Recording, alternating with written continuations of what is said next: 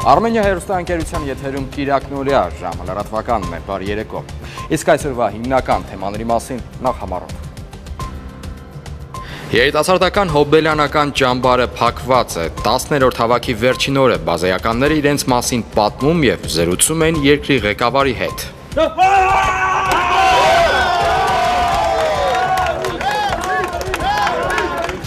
Հայն ու լեռը, Անդրանիկը երազանքի հետքով բարձրացել էր ուժբա, սակայն լեռն ու եղանակը օրեր շարունակ թույլ չէին տալիս նրան վերադառնալ։ Նրանց ստացվավ մի խոսքով, որ այս գիշեր պիտի այստեղ անցկացնենք։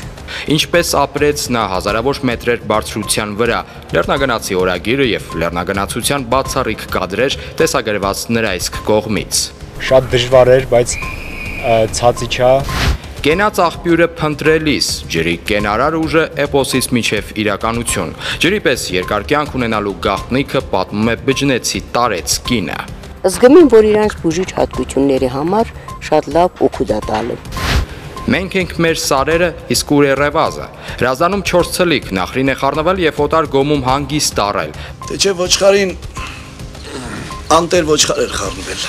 Թե ով է ցլիկների տերը հայտնի չէ, փնտրվում է։ Հանրապետությունով մեկ իմանանես անասունին տեր հայտնվի գանտանեն։ Երեկոյան Երևանը հանգստյան քաղաք։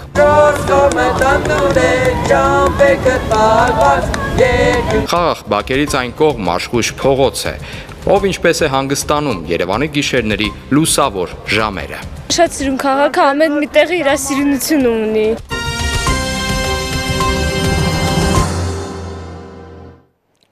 Իսկ մինչ հիմնական թեմաներին անցնելը այսօր Հայաստանում գրանցված երկու պատահարների մասին։ Կրկին մահացու ելքով ավտովթար Գեղարքունիքի մարզում։ Այս գիշեր ժամը 4-ի սահմաններում Սևան քաղաքի բնակիչ 36-ամյա Սլավիկ Ոսկանյանի վարած VAZ-2106 մակնեշի ավտոմեքենան Իջևան-Երևան ավտոճանապարհի 85-րդ կիլոմետրում դուրս է եկել ճանապարհի երթևեկելի գոտուց եւ բախվել ծառին։ Տեղում մահացել է ուղևոր 32-ամյա Կարեն Բաբայանը, իսկ վարորդը նաև եւս երկու ուղևորներ 31-ամյա Արման Պապոյանը եւ 34-ամյա Արման Բաբայանը վնասվածքներով տեղափոխվել են հիվանդանոց։ Ժամը լրատվականին ֆոտոլրագրող Գագիկ Շամչյանը հայտնել է, որ այսօր առավոտյան 7-ի սահմաններում Սևան բժշկական կենտրոնում մահացել է նաև մեքենայի վարորդը Սլավիկ Ոսկանյանը։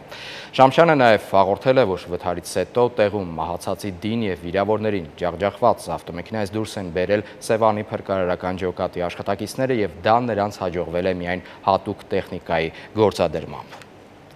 Եվս մի ավտովթար էլ այսօր գրանցվել է Երևանում ոստիկանական մեքենայի մասնակցությամբ ժամը 9-ի սահմաններում Սեբաստիա 129 հասցեի դիմաց իրար են բախվել թիվ 42 երթուղին սպասարկող գազել VAZ-2106 մակնեշների ավտոմեքենաները, նաև Սամանդ մակնեշի ոստիկանական մեքենան։ Այս դեպքում էլ ֆոտոլրագրող Գագիկ Շամշյանը հաղորդել է, որ վթարի հետևանքով Մալաթիա բժշկական կենտրոն է տեղափոխվել 2 անձ։ Վթարի վայրում հավաքվածները Շամշյանին պատմել են, որ ոստիկանական ավտոմեքենան մեծ արագությամբ անցել է լուսաֆորի կարմիր լույսի տակով, ինչից հետո էլ տեղի է ունեցել վթարը։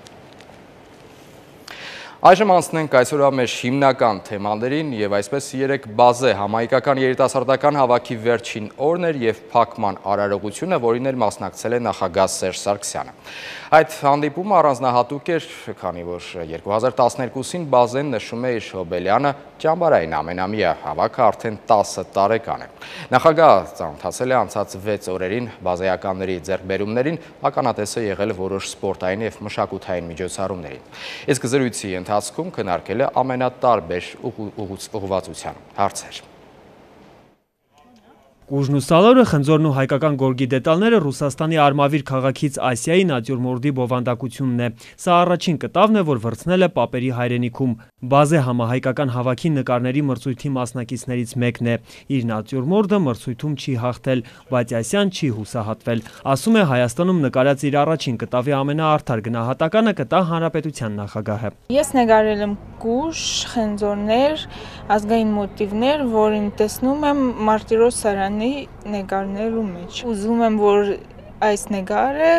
պատմի հայրենիքիս մասին։ Հայաստանի նախագահը 10 տարիների ընթացքում ձևավորված ավանդույթի համաձայն բազե համահայկական հավաքի ամենասպասված հյուրն է, իսկ այս հանդիպումը երիտասարդ բազեականների հետ առանձնահատուկ է։ Այս տարի լրանում է հավաքի 10-ամյակը։ Երիտասարդներն էլ նախագահին զարմացնում են սպորտում և ինտելեկտուալ խաղերում ունեցած իրենց հաղթանակներով։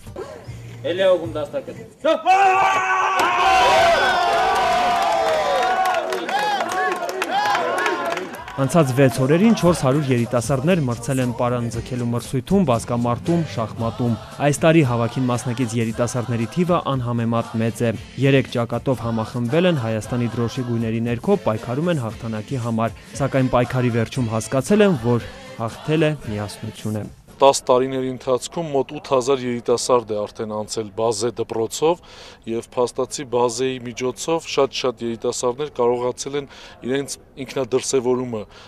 հաստատել մշակութային ոլորտում, սպորտի ոլորտում եւ փաստացի շատ լավ հարթակ է եղել երիտասարդության համար ներկայանալիությունը ապահովելու։ Մրցույթի ընթացքում համար մասնակիցները ազատ ժամանակ ծանոթացել են եւ մտերիմ ընկերներ դարձել։ Հասցրել են փոխանակել հեռախոսի համարներն ու սոց կայքերի հասցեները։ Իսկ կարմիր ճակատից սևակը այստեղ հասցրել է անգամ սիրահարվել։ Իր ընտրյալը կապույտ ճակատից է։ Զգացմունքների մասին դեռ չի խոստովանել, ամաչում է։ Ասում է, որ գեղեցիկ օրիորդին գրավել է հնարամտությամբ։ Շատ հավանել եմ մի աղջկա Գեղարքունիքի մարզից, ես ապրում եմ Չանցավան քաղաքում, բայց հուսով եմ կշփվենք նրա հետ սկզբնական շրջանում ինտերնետով, Skype-ով, այնուհետև եթե ինչ-որ բան ստացվի,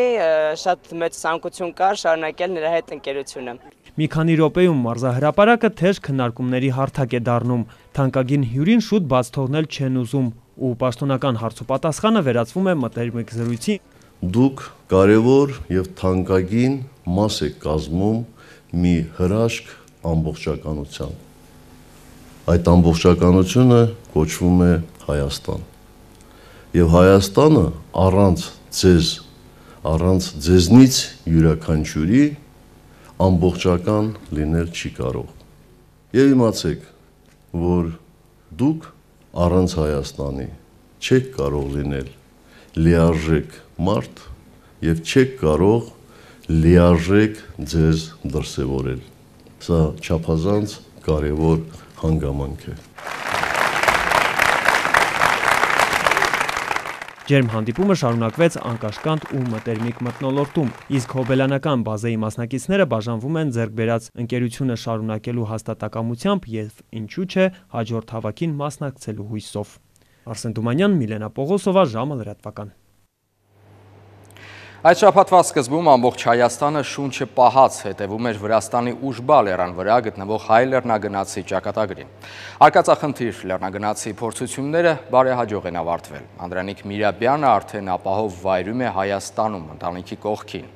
Մինչ այդ Հայաստանի և Վրաստանի արտակարգ իրավիճակների նախարարությունների ռեսուրսները ուղղված են Անդրանիկին փրկելու աշխատանքներին։ Լեռնագնացը Ուժբայից իջել է միայնակ, հաղթահարելով կամավոր գեղեցկուհուն։ Ինչպես է լեռան վրա 8 օր անցկացրել Անդրանիկ Միրաբյանը և ինչու Ուժբան չէր ցանկանում բաց թողնել հայ լեռնագնացին։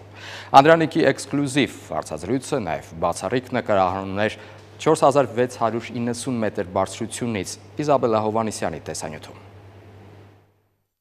Ուժբալեր Անդրանիկին երազանքն է հասցրել։ Հայ լեռնագնացը ուղևորվել էր Վրաստան հույս ունենալով, որ իրեն կընկերակցեն վրացի լեռնագնացները, սակայն Վրաստանի ալպինիզմի ֆեդերացիայի անդամները թեև ջերմորեն ընդունում են, բայց հրաժարվում են քայլանել դեպի Ուժբա։ Պահ կա, որ պիտի մարդուն ճանաչես, որ նրա այդ սար գնաս, քանի որ այնտեղ կյանքդ, այսպես ասած, վստահում ես քո ընկերոջը։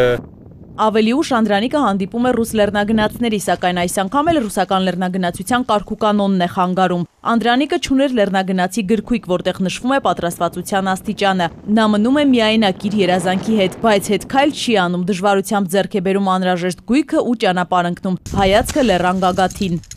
Ուզում եի ինչ ճանաչել նման իրավիճակներում իմ հնարավորությունները,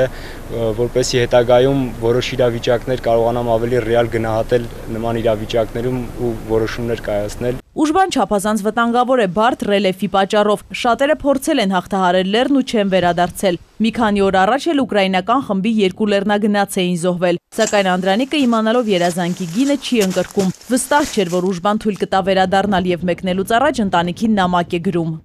Տվել էի մեր ծանոթ լեռնագնացներին, որոնք պիտի այդ նամակը տային, եթե վերջաբանը լավ չլիներ։ 30 կիլոգրամ ուսապարկով երիտասարդը ճանապարհ է ընկնում, 8 օր գիշերում է լեռան վրա։ Երրորդ գիշերն ամենավտանգավորն էր, ուժբայից քարերի հոսքեր, լեռնագնացը գլորվող քարերից հազիվ է խույս տալիս։ Անց ստացավ մի խոսքով, որ այս գիշեր պիտի այստեղ անցկացնենք։ Մի ձև չգիտեմ, ուրիշ հարմար տեղ չկա։ Լեռնագնացը սկզբում չէր մտահոգվում, կարծում էր ցանկացած պահի կարող է ուղղաթիռ վարձակալել, սակայն երկինքը չէր բացվում, ուժբան պատված էր ամպերով։ Անդրանիկը 4 օր հայացքը դեպի վեր ուղղաթիռի է սպասել։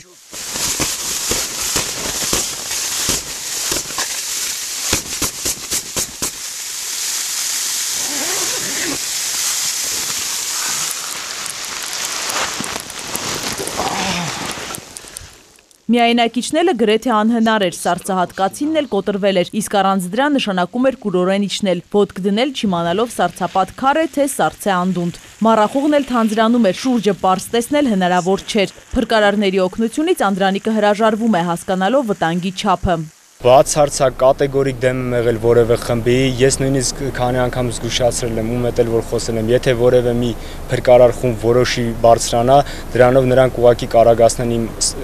վայրեջքը ներքև։ Մինչ Անդրանիկը լեռան բարձունքում էր, որոնողական եւ փրկարարական աշխատանքներ են իրականացնում Հայաստանի եւ Վրաստանի արտակարգ իրավիճակների նախարարությունները։ GPS սարքի միջոցով Անդրանիկը հայտնում է իր կոորդինատները՝ 4570 մետր բարձրություն։ 7 օր հետո եղանակը վերջապես պարզվում է, ուղղաթիռը մի քանի անգամ փորձում է մոտենալ, սակայն ապարդյուն։ Այս անգամ էլ ուժեղ քամին է խանգարում, որոշում է միայնակիչնել։ Շատ դժվար էր, բայց ցածիչա, փառք Աստծո, առաջին հերթին ես Աստծուց եմ շնորհակալ, քանի որ շատ վտանգավոր դեպքերից նա պահեց ինձ այդ փորձանքներից։ Կազբեկի Ուժբալերը միայնակ ոտք դրած լեռնագնացն այժմ ընտանիքի եւ ընկերների կողքին է։ Նորից դեպի վեր հազարավոր մետրեր միայնակ անցնել դեռ մտադիր չէ։ Շնորհակալություն եմ ուզում հայտնել բոլոր այն մարդկանց, ովքեր անհանգստացած էին ինձ համար, նախարարից, պարոն Երիցյանից, Արմեն Երիցյանից, գեներալ պարոն Ազարյանից, շատ շնորհակալ եմ, նրանք իսկապես շատ անհանգստացած, կարծես իրենց զավակի, իրենց երեխային փնտրեն, այդպիսի նվիրված կազմակերպչական աշխատանքներ էին իրականացնում։ Ուժբալեռան վրա Անդրանիկի հետքերը քամին արդեն մաքրած կլինի, իսկ ժամանակը գուցե եւ պահի, լեռան այդ հատվածը, ուր հայ լեռնագնացը օրեր է անցկացրել, անվանել են հայկական գիշերակաց։ Իզաբելլա Հովհաննիսյան, Վահե Եղիազարյան, ժամը լրատվական։